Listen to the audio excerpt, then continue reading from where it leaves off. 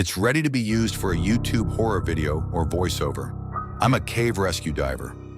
Most people imagine blue water, graceful swimming, maybe some dramatic Discovery Channel music.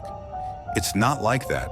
It's crawling through a stone throat barely wider than your body, hundreds of feet underground, with water pressing in from every side. The rock scrapes your tank, your shoulders bruise, and if your light dies, you vanish into blackness so thick it feels like you've already been buried. We go in because people don't come back out. The call came just after midnight. 3 amateur divers were missing in a limestone system 30 miles out of town. Locals said the cave breathed, currents that shifted like tides, sucking you in, pushing you out. No one could explain it. When we arrived, an old ranger looked me dead in the eye and said, "If you hear knocking, don't answer." We laughed.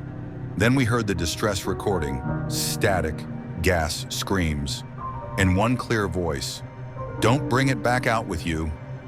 Our team was small. Commander Harris, old school, calm under pressure. Leon, young, nervous, adjusting his tank every minute. And me. We geared up, full face masks, comms, guidelines, and slipped beneath the surface. The cave swallowed us whole. Visibility dropped to 10 feet. Every movement stirred silt into clouds of brown smoke. We crawled through a passage so tight it squeezed the air from our lungs. Halfway through, my fin caught, stuck solid. For a heartbeat, panic bloomed. Then I exhaled, shrank my chest, and slid free. That's when something smooth brushed across my back. Not rock, something alive. I burst into a wider chamber. Relief was short. The walls were carved with deep, curved gouges. Too clean, too recent. Not natural erosion. Metal? Number. Something stronger. I radioed Harris. Static crackled. "Could be old Mark," he said. But they weren't. Then came the knocking. 3 hollow beats echoing through the water. Knock, knock, knock. It came from below me. I followed the guideline and found the first missing diver, jammed in a fissure, twisted wrong, mask flooded, skin torn by long, deep slashes.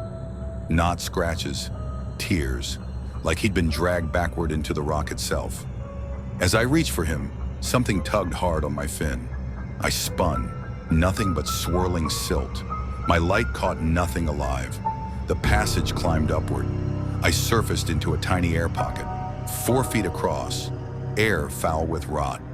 Then I heard breathing, not mine, slow, ragged, coming from the dark corner where my light didn't reach. "Hello," I whispered. Something fogged the rock, a human breath. It moved away. I followed it down another shaft, and that's where I found him.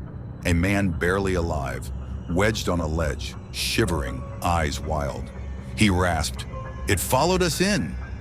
"Don't take me back out, delirious," I told myself. Hypoxia.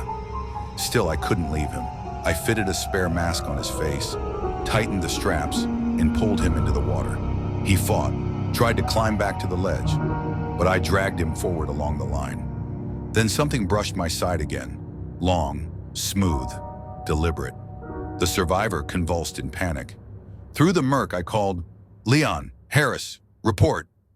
No answer, only static. We pushed forward inch by inch. Then the water erupted, silt exploding upward, visibility gone. The survivor screamed behind his regulator, clawing at his mask. I pinned his hand, forced him to breathe. A pale shape moved through the cloud, limb-like, bending wrong, gliding along the wall. Too big to be human. The knocking came again, closer now, like it was following our heartbeats. Knock, knock, knock. A shadow ahead, another diver. Relief, Leon. I kicked closer, shining my light, and froze. Leon's mask was half flooded, eyes cloudy, suit shredded with the same gouges as the first body. Dead. The survivor saw him and lost control, thrashing, screaming into the water. Something pale darted past us, fast as lightning. The survivor jerked, yanked from my grip, blood billowing into the silt. I reached for him, caught only his torn harness. The water turned red. A massive pale mass twisted inside the cloud. Too fast, too wrong to see clearly. Then it was gone, slipping back into the cave.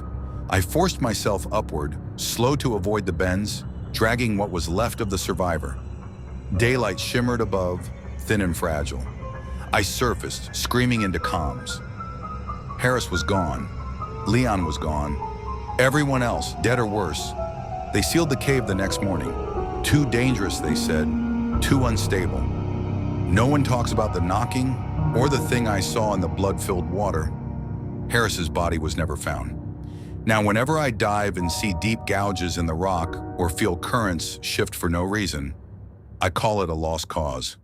Because sometimes the cave really does breathe, and sometimes it breathes you in.